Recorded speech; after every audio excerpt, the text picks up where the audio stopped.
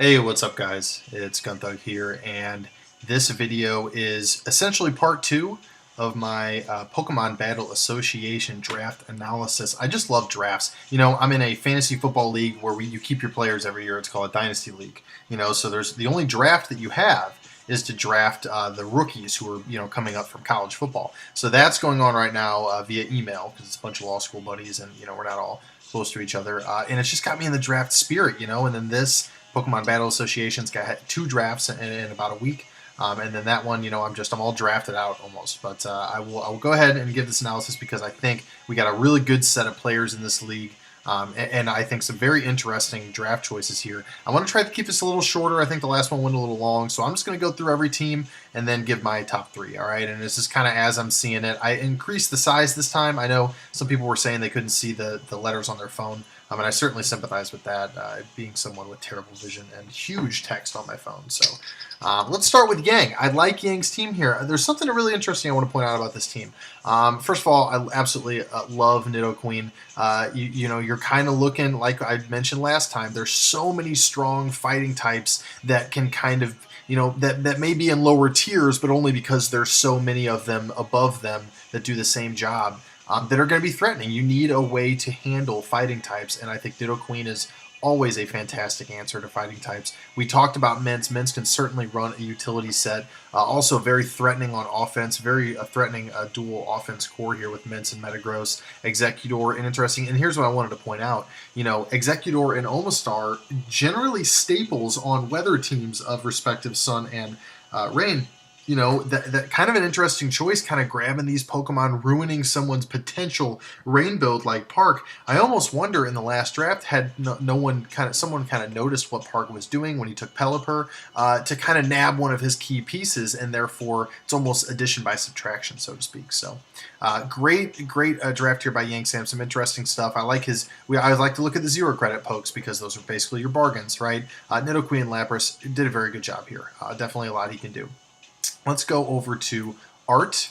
All right, Art ended up with. I'm going to try to make this, position this to where it's not very confusing, but I may fail in that endeavor. Art with Dragonite is the first pick. Gotta love Dragonite in this format, and the reason why you're seeing things like Salamence and Dragonite and Hydreigon goes early, Conkeldurr, Reuniclus. Not only are these heavily used Pokemon, but they're very versatile Pokemon. So by drafting Dragonite, you are drafting a special set, a physical set, a band set, a Dragon Dancer. I mean, you get more bang for your buck when you draft a Pokemon that can fill a lot of roles. Other than that, I like Donphan as the rock setter / spinner. Also, Tentacruel as a spinner. And interesting to note, Roserade. I think it was Forfeit that has Roserade in the last game. So that's two Toxic Spike setters as well. No spin blocker, kind of an interesting choice there. Sometimes you see heavy hazard like teams run something like a Ghost that can block spin, that can punish attempts to rapid spin. I mean, I guess here's the thing. I'm stuck in Gen 4. That's where I play the vast majority of my games. So I'm always going to disregard Defog.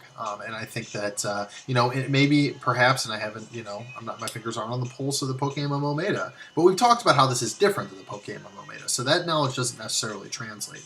What I will say is, it's possible Defog has completely supplanted Rapid Spin. And yet I see Starmie go relatively soon. I see Donphan going. I see Tentacruel. I mean, there are still viable Rapid Spinners. I'm sure Excadrill's around here. So anyways, that was way off tangent. I do like Art's team. I like the offensive power. Togekiss is always going to be the kind of Pokemon that's kind of good at cleaning up at the end if everything else is status, if you got Toxic Spikes down and things of that nature. So Emboar and Samurai, we want the dual starters as the zero credit picks. I like it. Emboar is certainly a strong fighting type, can run a variety of roles, interesting typing. So we'll see how Art does this season. I definitely think he had a good draft. Dragonite, obviously is going to be his MVP. Next, we got Kali Dubstep. He starts with Hippo. Great pick just because it's such a versatile wall. I mean, it can do everything. It can set rocks. It can tank physical attacks. It can tank special attacks if you're invested.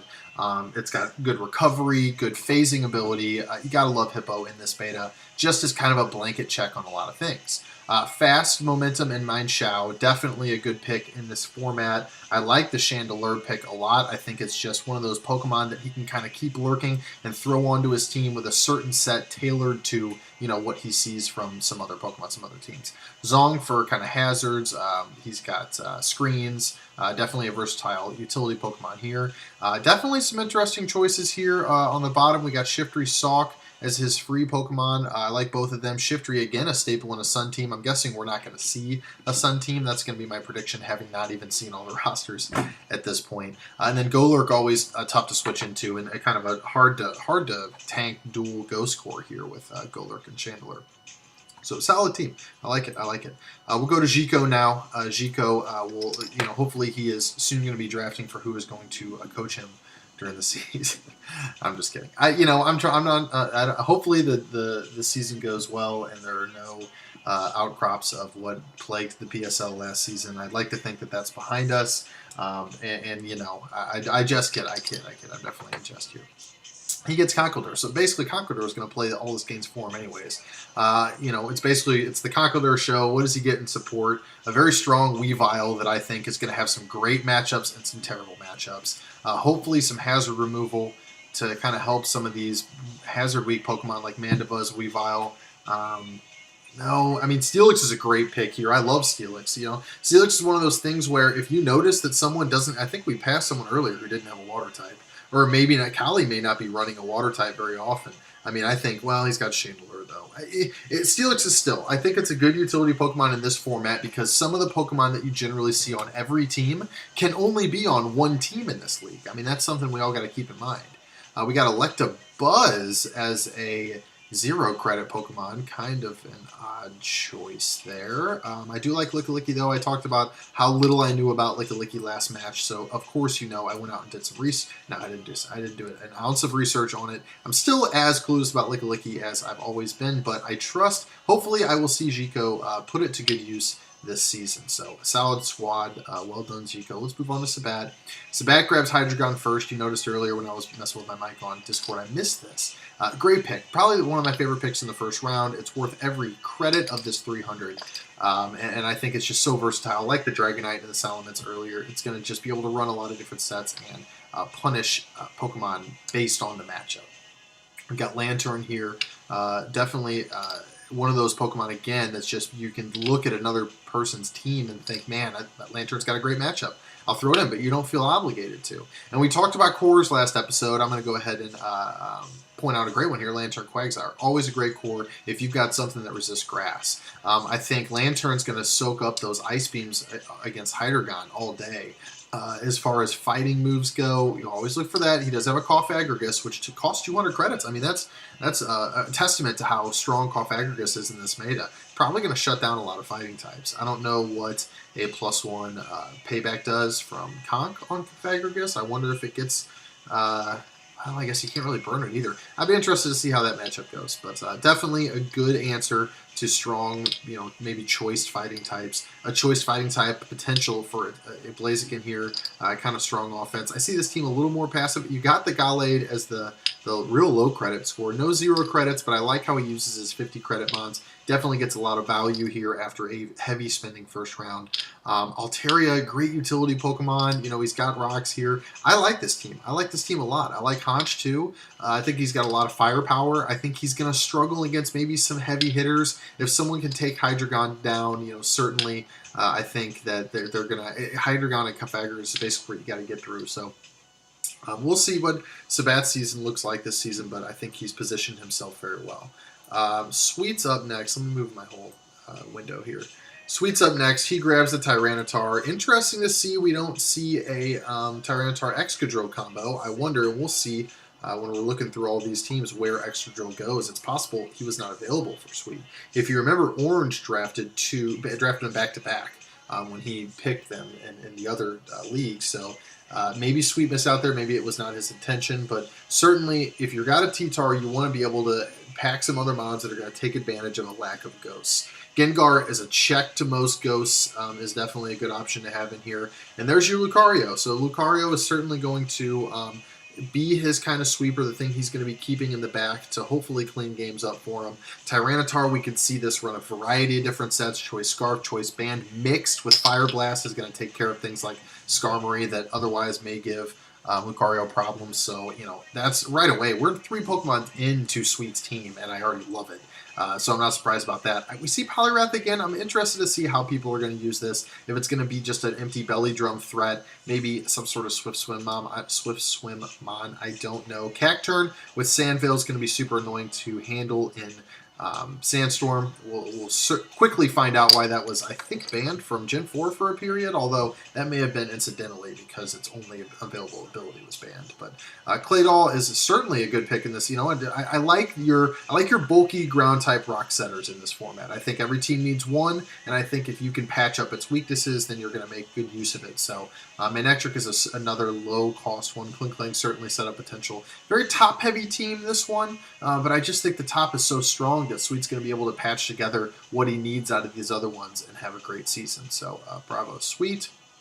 Let's move on. We'll go to Zai here. Zai's going to rock Swampert with the first pick. Much like Hippo, I like it. It's just a blanket check. Kind of a jack of all trades there. Certainly can run offense. Swampert, Arcanine, kind of a popular core. Certainly Arcanine's going to take those grass moves that give Swampert so much trouble. You're definitely going to need a water check. He does grab Venusaur at that point. And then you got your Fire, Water, Grass core. So, back to basics with Zai. It's a popular strategy because it's a good strategy.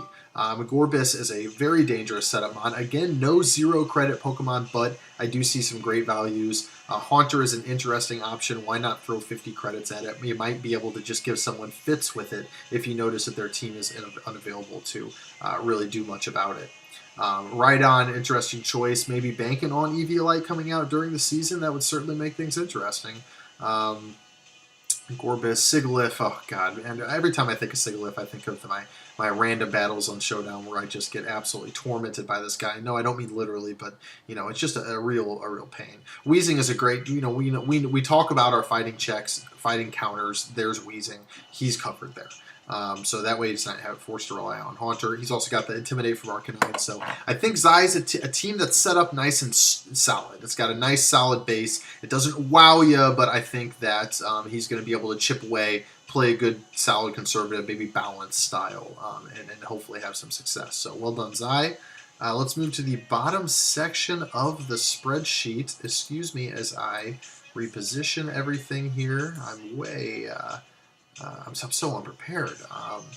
No, that's not really going to do me much, is it? Okay, let's do that. All right, so we're down here at Aftershocker. No, we're at Sanit. Sorry.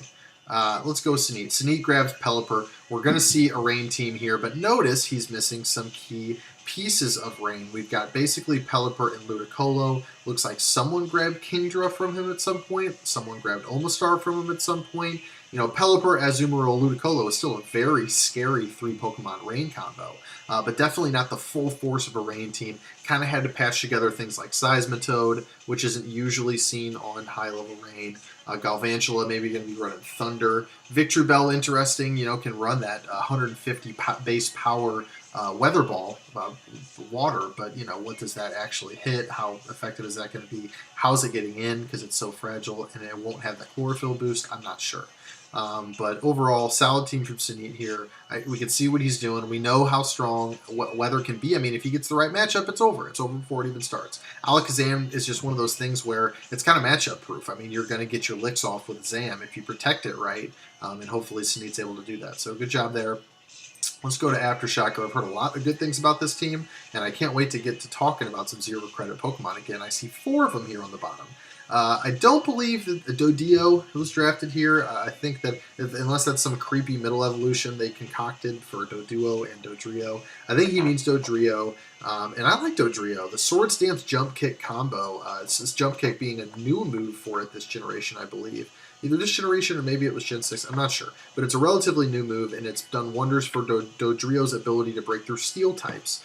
So I like that certainly as a low-cost pick as Cavalier. Great utility mon, great pursuit mon, able to tackle a lot of ghosts that often give people trouble.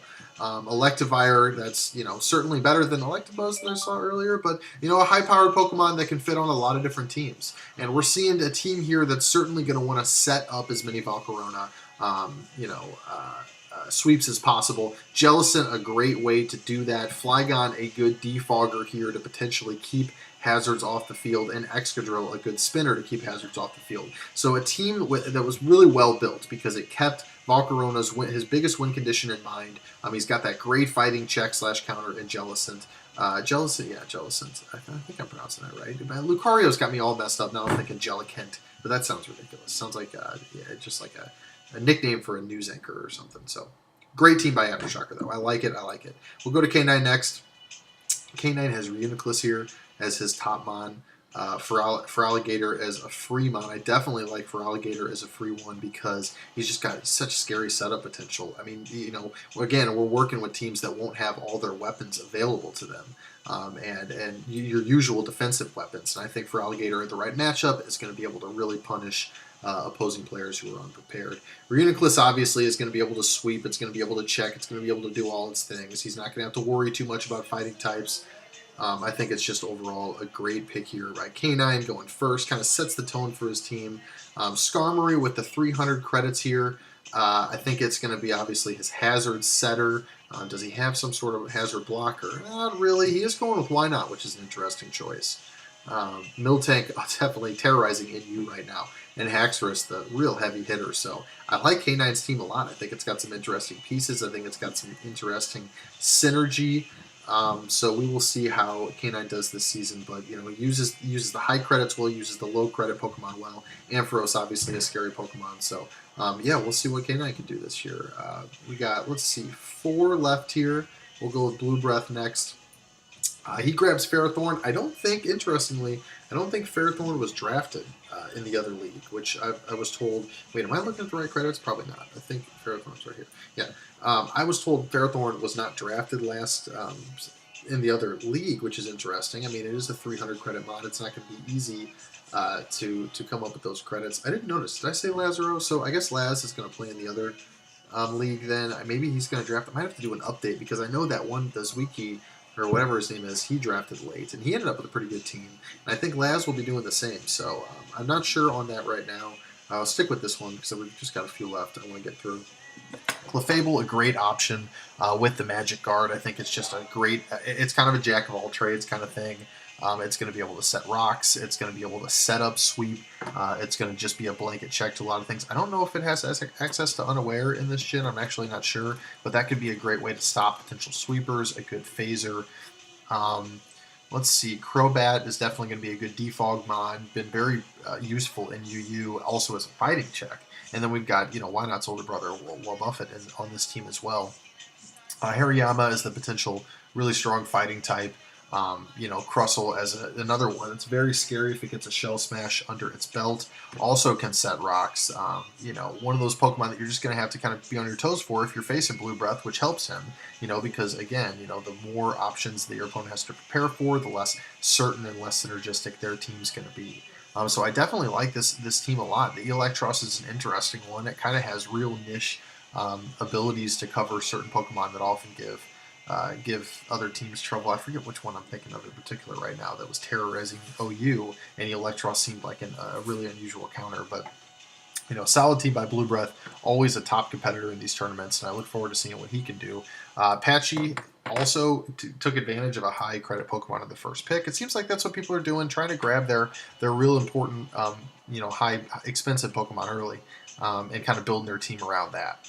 So Patchy gets Sizer, which is kind of dominating usage right now. Grabs the Starmie 2, your basic spinner, hard-hitting special attacker.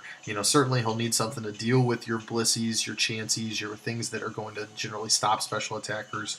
Your pursuit users like Tyranitar. I mean, he's going to be able to get maybe double on Sizer for obvious Tyranitar switches on Sweet's team. That's the kind of things he's going to have to keep in mind when he's preparing for his opponent every week. Porygon Z, definitely a very scary Pokemon, one that we could see do a lot of damage late game. It can run the Scarf set, it can run the Spec set. It's going to keep people on their toes. 2 real strong special attackers. Venomoth, another Quiver Dancer. Basically he's going to muscle his way through your special defense wall. And I think that's smart because honestly, if we look at the way the tiers are spread out, I mean, every tier kind of has a very limited amount of special walls that can really take care of the sheer power of special attackers in this gen, in the gen of Nasty Plot and Quiver Dance and such. So with those spread out between 12, 13, 14 teams in the league, stacking special attackers is probably a good idea. So that's what Patchy's done here. Gigalith to summon, Sandstorm, that's interesting. It didn't seem like he's really going to take advantage of that with any of his other Pokemon. So kind of an odd pick, but at least takes that out of the equation. Having to, it's also a blanket check, good hazard setter, so not bad on its own. We'll go to Tito next. Tito goes with, and it looks like Julian didn't draft. Julian didn't draft. So Tito will actually be our last one. He's going to go with Mantine Heracross, definitely a good little combo there. Real strong physical attacker here in Hera that's going to be scary, nightmare late game. Mantine and Gliscor both going to actually have really good synergy with each other. Gliscor resisting that electric. Mantine not really, usually shrugging off most high-powered ice attacks with its behemoth special defense. So he spends a pretty nice amount of credits early. He gets Crawdon, an extremely scary 0 credit Pokemon. I love this pick. This might be my bargain of the draft right here. Crawdon for 0 credits. He did reach a little bit, got him in the 4th round, but still, I love the ambition there. Cloyster is a hazard setter / spinner. Excuse me.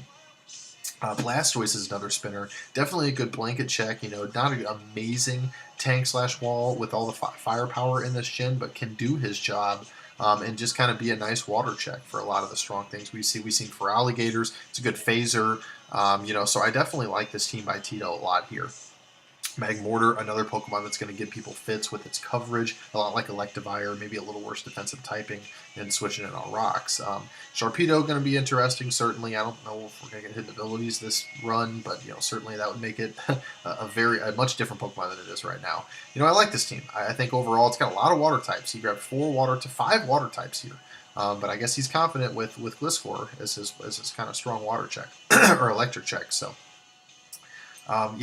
Great look at the teams in this league. I think that again we see another draft that showcases why drafts are great, because everyone's team is good. No one in the league is like in a really bad spot right now. Everyone's got a lot of flexibility, and everyone's going to be competitive, and I think that's what we want.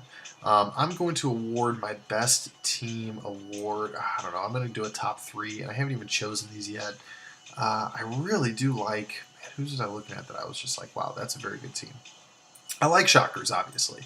Shocker's got a great team. I'm going to give him the number 3 spot after Shocker. I just like the Valcarona. I think, again, people are going to really struggle with this. He's surrounded it very well. I just think it's a great team. Number 2, I'm going to give to Tito. Let's scroll over to Tito. Tito, I just really like this team. I know he's got a lot of water types. But again, I really like the Gliscor versatility. I like what Heracross can do. I love Crawdon at 0 credits. So actually, I'm going to flip those. Let's go Shocker at 3. Sorry, let's go Shocker at 2 because I just love the Valcarona that much. I'm going to throw Tito in there at 3. All right. And then number 1 as my number 1 team. I've actually decided this well earlier. I'm going with, where is he? Where is he? There he is. He is Sweet For You.